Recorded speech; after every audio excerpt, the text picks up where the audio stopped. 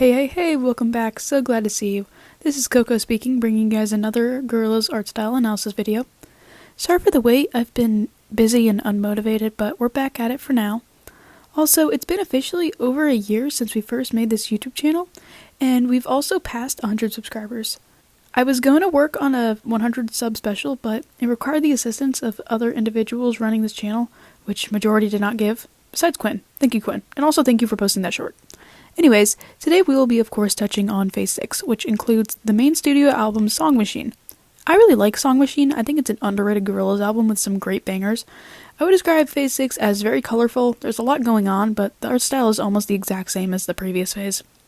Yeah, early Phase 6 is literally almost indistinguishable to Phase 5, so I'll try not to repeat myself and only really talk about the differences. Let's stop delaying the inevitable and get right to the point. It makes me sick to think doing happy in your skin is where it fit, to think like walk on plane. Phase 6 was in 2020, so probably not the best year to release music for obvious reasons. Actually, due to the pandemic, some of the ideas that were planned for Phase 6 never came to fruition. Sounds familiar, huh? I would describe Phase 6 as vibrant, but in a more chaotic and clashing way compared to Phase 5. The main colors consist of reddish oranges and teal, which are opposite sides of the color wheel, which gives Phase 6 a lot of contrasting hues. Proportions, say it with me now, are still realistic looking. The only real difference I could find is head shapes are more long and pointy. Line art is basically the same, if not a touch bit thinner. Black splotches are still being used for shadows and wrinkles, and so are hatch marks.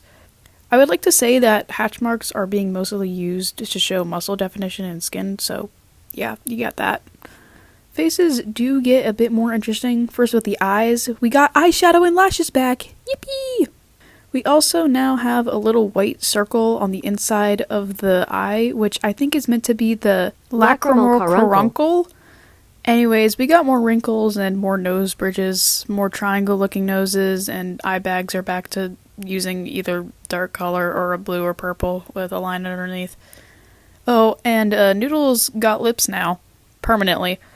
Hair mostly stays the same, still spiky with thin, liney highlights, and hands are still the same mostly. Shading and highlights are practically the same too, mixing between hard and soft, but instead of using pinkish or purple shades, they mostly just have a darker color for the shadows. Highlights still stay pretty vibrant, but I will say that rim highlights do start making a comeback. We already talked about the black splotch shading, and colors still stay wrinkly. They use a lot of contrasting colors in this phase, like teal and orange and red and blue, but this phase is pretty colorful. I think the overall chaos gives it a cool effect. I guess I'm always dreading doing these drawings because they just take a lot of trial and error, and I always get frustrated at myself when I can't figure things out. Like this god-forsaken sketch. Oh my god. I thought previous phases were bad. Like Phase 4, I thought the sketch was horrible, but this was just even worse. I had to tinker around so much just to get the stupid proportions right. Oh, and I also decided to put the lantern I was holding in the Phase 3 drawing here because, spoilers, the crew get teleported back to Plastic Beach at the end of Phase 6. Anyways, this sketch was horrible to me, but I finally got it somewhat okay. I made myself wear something like a 2014 hipster would wear. I don't really know. The line art wasn't super difficult, but I did struggle with the face for a little bit. I tried to do as many hatch marks and black splotches as I could without making it look like Phase 3 again, because I went a little overboard with Phase 3, I will admit that. The colors also weren't too bad, except my dumb self thought it would be a good idea to do a vertical pattern on the pants, which that took forever to make it look semi-decent.